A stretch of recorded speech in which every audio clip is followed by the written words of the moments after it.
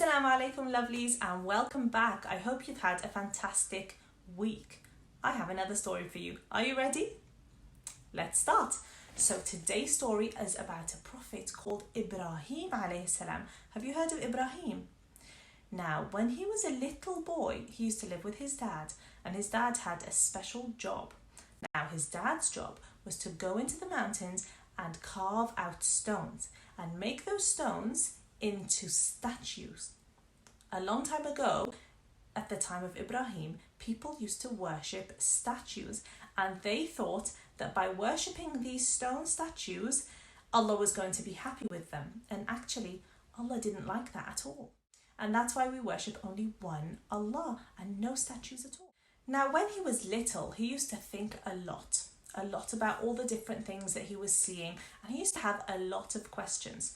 So he would look at the stones that his dad would carve into statues and say, how can we worship these statues? They can't hear us, they can't see us, we make them, how are they our God? That doesn't make sense. And he used to spend a lot of time thinking, okay, what is God? Who is God? Where is God? I don't know and I want to know.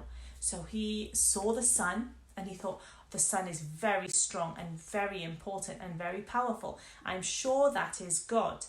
And then the sun went down and it became night and he thought, oh, I don't think that's Allah. Then he saw the moon and thought, wow, the moon is so bright. I'm sure that's God. But then the moon went and he thought, no, that can't be God. And he thought, I don't know where Allah is. I don't know where God is, but I know that he's powerful and he created us and he created this magnificent, wonderful earth that we live on. And I'm going to worship whoever it is that made all of this wonderful stuff around me. And so he did. And that's what he used to do. Now, in his village, there was a place where all the statues were. And one day, there was a celebration where everybody in the village had to go up into the mountains so they can do a ritual of worship. And he didn't want to go because he didn't believe it was the right thing to do. So he stayed behind. And then he secretly went to where all the statues were.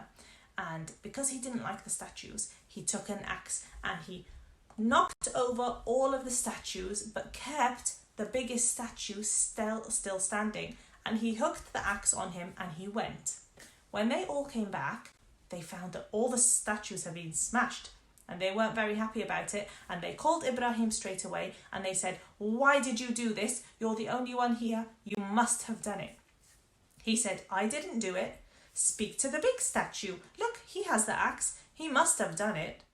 He said, I didn't do it. You think that this statue is God and he's all powerful and mighty, then you should believe that he did it. If you don't believe that he did it, how can you worship him and how can he be your God? And they thought, oh my goodness, this makes sense. But they didn't want to believe it and they didn't want to say that you're right. So they totally ignored him and they got angry with him. And everybody decided that they were going to torture him. Now they built a big, huge fire. It was so big that it had to take days and days for it to get super, super hot. And Ibrahim wasn't worried and he wasn't scared. They were going to throw him in the fire. But Allah subhanahu wa ta'ala was going to protect Ibrahim because Ibrahim believed in him and he worshipped him on his own. So what happened was the day came when they had to throw Ibrahim in the fire. That's so horrible. And they did. But Allah told the fire, because Allah created fire, right? Allah told the fire, be cool for Ibrahim and be safe for him. So they threw Ibrahim in the fire, which is very horrible.